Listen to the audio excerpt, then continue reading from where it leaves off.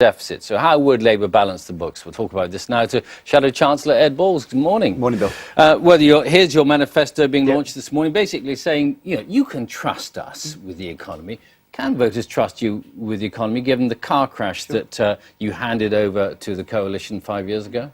Well, look, there was a global financial crisis, happened all around the world, started in America.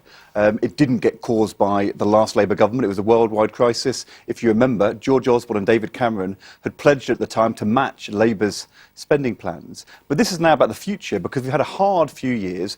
Can we have a better future for families? I think people have got a right to know that we can make things better. So we're setting out today policies like 20,000 more nurses, 8,000 more GPs for the NHS, 10 more hours of free childcare for working parents, abolishing zero-hours contracts, cracking down on tax avoidance, making our economy stronger and fairer. Cutting winter fuel payments for pensioners? Well, getting rid of that? Yes. For the richest pensioners, the richest 5%, with pensions over £42,000, because the reason is, one, we've got to get the deficit down, but we've also got to show in this manifesto that everything is paid for. And as you said, the commitment here on the first line of our manifesto is we'll cut the deficit every year. There is nothing in our manifesto which is not funded and paid for. We're showing where the money's coming from. No additional borrowing. Audited no additional borrowing for these policies, but there still have to be some borrowing as long as Britain's in deficit. Yes, and we're going to cut the deficit every year. That is our unequivocal entirely. Won't it be wiped out? What we're going to do is get the current budget into surplus by the end of the Parliament, and the national debt falling. We'll do it as soon as we can, and we'll do it by some spending cuts, outside education and health. We've identified, for example, £800 million of savings in police procurement across a number of different areas. Secondly, the winter allowance, as you said, will put the top rate of income tax back up to 50% for people over £150,000. £7.5 billion a year target to get tax avoidance down and get the money coming in, and also to make work pay and get the revenues coming in by raising the minimum wage and tackling zero-hours contracts. It's very different from the Tory plan. They say they'll have deeper cuts in the next 3 years, the last 5. We won't do that. I think that would be dangerous and risky. It's also, isn't it dangerous and risky to estimate how much you're going to claw back from tax evasion and avoidance, because actually nobody's entirely clear just how much there's going to be. And the experts, the Institute for Fiscal Studies, have said this about both parties, that you're sort of playing fast and loose with what are really sort of fairly airy-fairy figures. Well, look, you're right to say that we shouldn't spend that money before we've seen it. And actually, that goes to the heart of the difference we're going to see in the manifestos today and tomorrow. The IFS have said, the Institute for Fiscal Studies, we have been the most careful of the parties. We're not making any unfunded commitments. On the tax avoidance thing, I've said I would have set a clear goal, £7.5 billion a year by the middle of the Parliament, but we are only spending money where we can identify where actually it's going to come from. For example, tax relief on the hedge funds and changing the carried interest rules for people in private equity. The billions beyond that, I'm setting a goal, but that is not going to be spent. The contrast is with the Tories. They've spent the whole weekend making unfunded commitments, billions here, billions there. People will say, where's the money going to come from? You came a bit of a cropper on the old non-doms last week, though, didn't you? Because you were saying to us here on Breakfast that you were going to get rid of them, and it turned out 3 months earlier you had an entirely different view. No, that isn't true. It is true. We saw it on the television last week. It's not true, Bill. And actually, what happened was the Tories doctored the tape when they first put it out.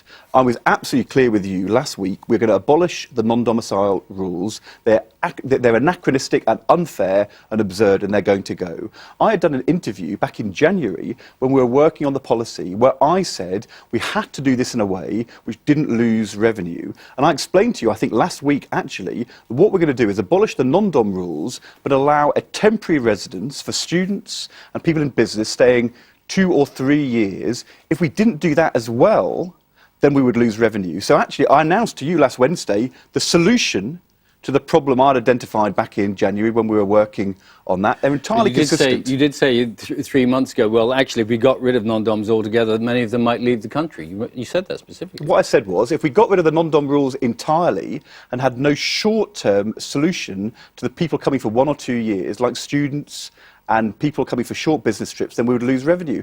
That is why, when we announced it, we got rid of the non-dom rules, but had a 2-year or 3-year exemption. The Tories ended up defending tax avoidance and the non-domicile status. That's the real difference. The NHS, you'll know very well, is an £8 billion funding hole. Sure. Labour is saying they'll only provide £2.5 billion above the rate of inflation. Where's the rest going to come from? Look, we founded the NHS. We'll do what it takes to save the NHS. So you put you'll fill up the rest of that hole then? We're not going to make unfunded and uncosted commitments. The Tories said on the weekend they'd find the 8 billion. George Osborne was asked 18 times by Andrew Marr where the money's coming from, and he couldn't answer the question. That is what corrodes trust in politics. What we've said is £2.5 billion a year from the mansion tax and the tobacco levy and some action on tax avoidance on a specific scheme, which will give us 20,000 more nurses and 8,000 more Still leaves GP. you with a £5.5 billion hole which you have yet to fill. Well, yeah, but I'm not going to roll up on your programme and say, I'm just going to make an unfunded commitment. I'm not going to pay for that by borrowing. That's what the Tories are doing, and that will end up with working people paying more VAT. That's what they always do. So we could end up with an NHS that's still short of £5.5 billion. We will do what it takes to fund the NHS, and I will make sure in the Treasury. You can't say look. You admit there's a big hole to fill. You say we're going to fill it, but you can't tell us what with. No, what I'm going to always make sure, our manifesto is clear, we'll cut the deficit every year, and the only promises we will make are promises where we can show where the money is going to come from. Now, clearly, we need to make the economy stronger, we need the revenues to come in. I want, consistent with getting the deficit down, to do more for the NHS. But if I roll up and say £8 billion, I'm not going to tell you where the money's going to come from. That would be irresponsible, and that is what the Tories did this weekend. You're promising one way or another you will find another £5.5 billion for the NHS? I will make sure the NHS is saved and doesn't go backwards. We'll do what it takes. Which is not the same as saying that you'll find the £5.5 billion. Because I'm making a very clear pledge today in our manifesto. We will only spend money where we can show where it's raised. No unfunded commitments, nothing paid for by additional borrowing. The Tories are making unfunded commitments which will hit family finances. I'll save the NHS, but I'm not going to make promises until we can show where the money will come from. That's the irresponsible approach. It's actually become the George Osborne approach. He was trounced by Andrew Marr because his sums didn't add up. Sally's got a question for you. You're talking about prudence and responsibility. You've just spoken to Bill at length about that.